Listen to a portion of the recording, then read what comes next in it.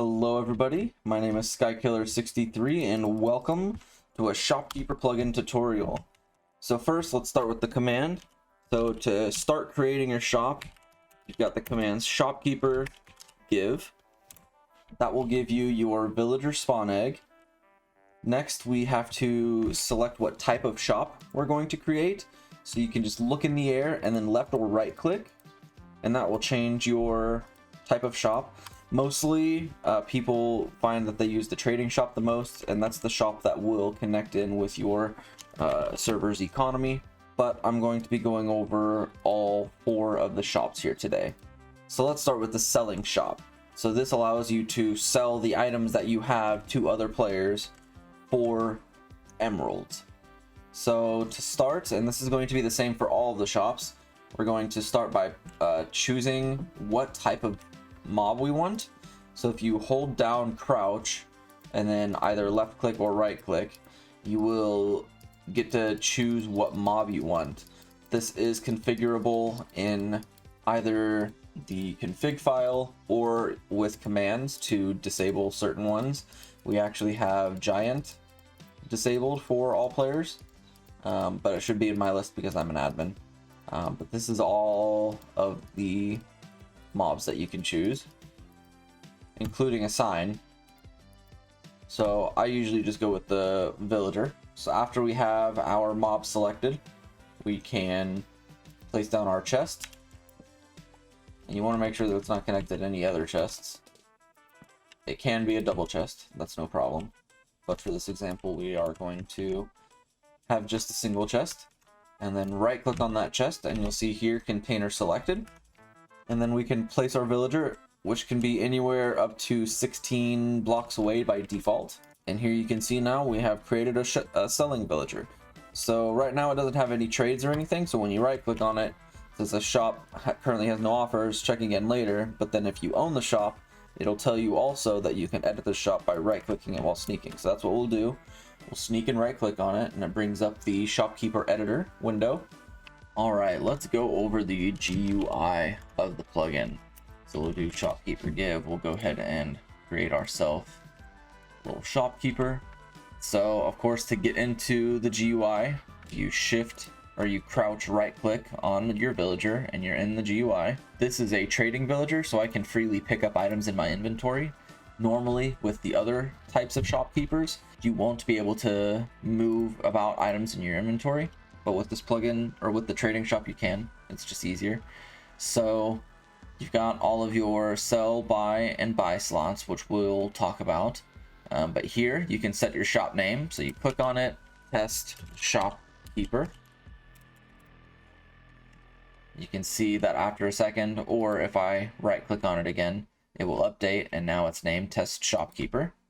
The chest here is what you can use to open your inventory instead of having to go where your chest is back and forth. If you've got that, you can also toggle trade notifications on and off. So that way, if you got like a really popular shop that you don't really care about, that you'll just check when you check, you can disable the notifications for. Those 3 will be there on every villager or on every shopkeeper that you set up. But the rest of these in the middle are all dependent on what type of shopkeeper mob you've chosen. So because I have a villager, I can toggle between the baby variant and the adult variant. You can also change the profession depending on what they're putting here in this slot. So the green coat and the colors, you can also change the different biomes basically. So lots of maneuverability, and then you can change their little patch as well. This is your page selector. So if you had a lot of trades, so if I just like put everything in my inventory in here, you can see, oh, that's not even enough. You can see that I've got, you go to page 2 to navigate. And then of course you have the delete. So delete, it will ask you if you really want to delete. Green of course is yes and red is no. And it deletes it. All the contents in the chest are unaffected, and that's the GUI. All right, time for the trading shop. Well, let's go ahead and select trading shop. I'm going to go back to the villager and container and place. So the trading shop is pretty powerful. This is the first shop that allows you to pick up items in your inventory to create the trades. We'll go ahead and put a couple of pistons in here. And then if we go into the GUI, we can see that we've got them here. And you can see that just clicking on buy items, nothing happens. So because it's a trading villager, you can actually pick up items in your inventory to trade with. So if we had diamonds, let me go grab some diamonds real fast.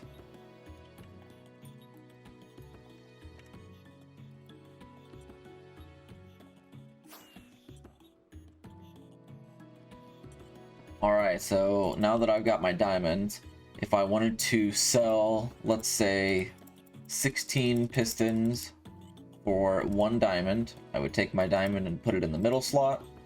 And then if I wanted it to be 5 diamonds, as a trader, I can give the player 5 diamonds and I can buy his stock of sticky pistons or regular pistons. And if I wanted to buy diamonds for emeralds, for instance, or sell my diamonds for emeralds, I could put emeralds in the middle slot here. So I want you to give me a stack of emeralds and I'll give you a diamond for it. So I pop up with a stack of emeralds and now I got 2 diamonds. Now let's go ahead and clear these. Again, kind of annoying that in order to clear one that's 64, you have to right click on it 64 times.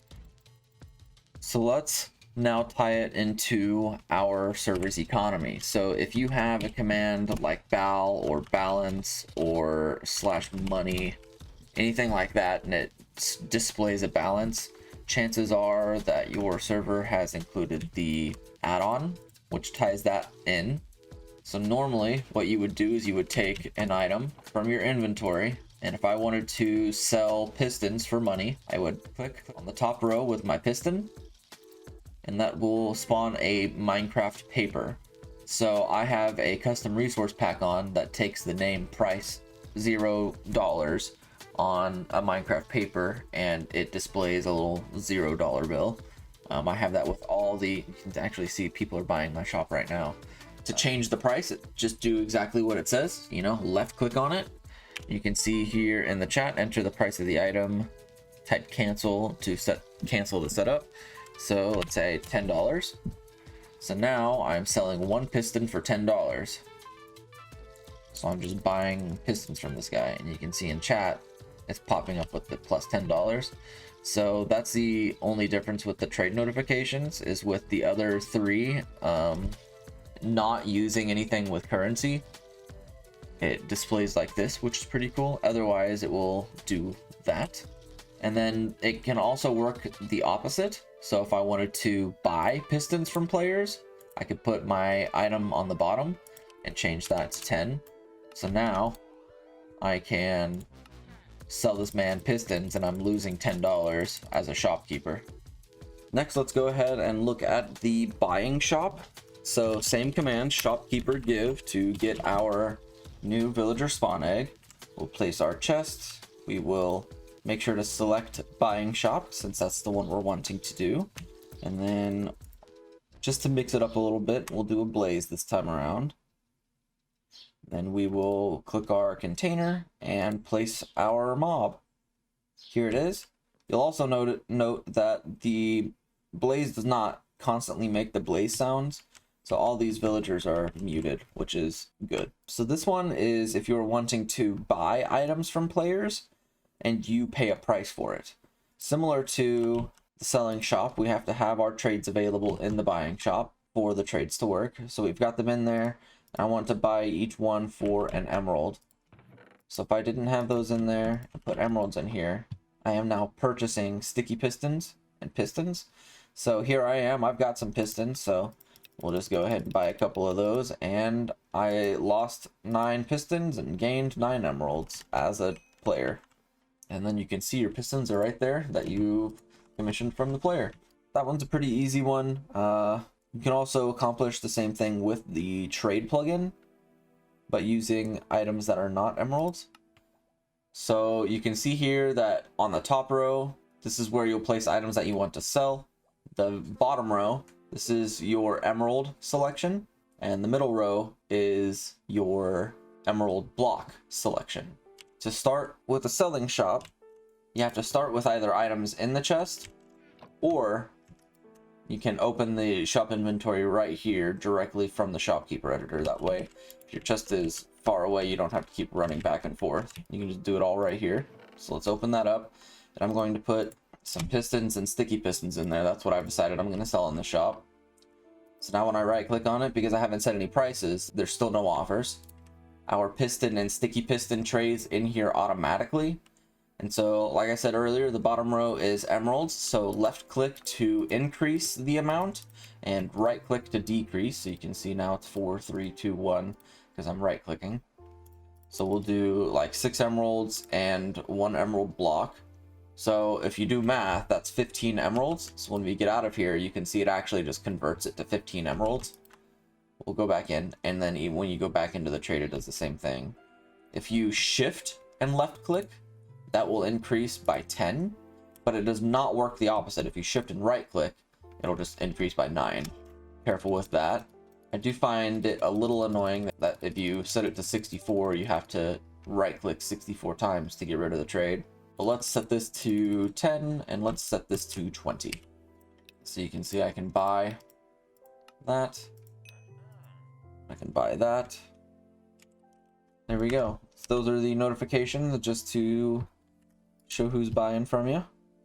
This is what it looks like when you run out of stock, and you can see the emeralds are actually just being placed inside the chest itself, the same container that you were housing your items to sell. So when you're out of stock and the trade still exists, it will actually tell your customer that you're out of stock. You can't, even if I did have, you know, all 64 emeralds available, it's still showing as out of stock. And now let's go over probably one of my favorite commands, the /shops command. So if you type /shops with an S, you will be given this little GUI. Again, this is part of the Shopkeeper add-on plugin, so if you don't have the add-on plugin, this does not apply. We've got the item shop, admin shop, and player shop options. If we go into admin shop, you can see right now we don't have any admin shop set up. We don't really use those on the server. We use kits and stuff like that. You've got player shop. This will give you a list of all the players that have shops on the server. And then it'll even go one step further. So if we go to my shops, you can actually see all the different shopkeepers, their names, their coordinates, and what they are selling. So you can see it's pretty powerful like this. My bulk purchases shop. On some servers, you will have the ability to click on it and teleport. So I teleported onto this one, and you can see this is what I've got set up for this bulk shop with all my prices. We go back into /shops. You can also, and again, you can do that with any player. So this is, you know, Clark's. If you go into item shop, you can see a list of alphabetically listed items that are being sold on the server. Diamond pickaxe, diamond shovel, dropper, and then a whole bunch of enchanting books. Oh, that's cool, and you can actually see. So if I wanted to see who all was selling mending on the server, oh look, it's just me. Unfortunately, in this menu, it's not going to tell you that it's $40. That's the only book here that's $40, but it'll at least tell you where the shop is located. And that is the Shopkeeper plugin. Thank you guys so much for watching. I hope you enjoyed. If you did enjoy the video, make sure to leave a like. If you are wanting to play on this awesome server that I'm currently playing on, go ahead and check out the description. And we will see you on Valhalla Craft. Thank you so much for watching. Bye-bye.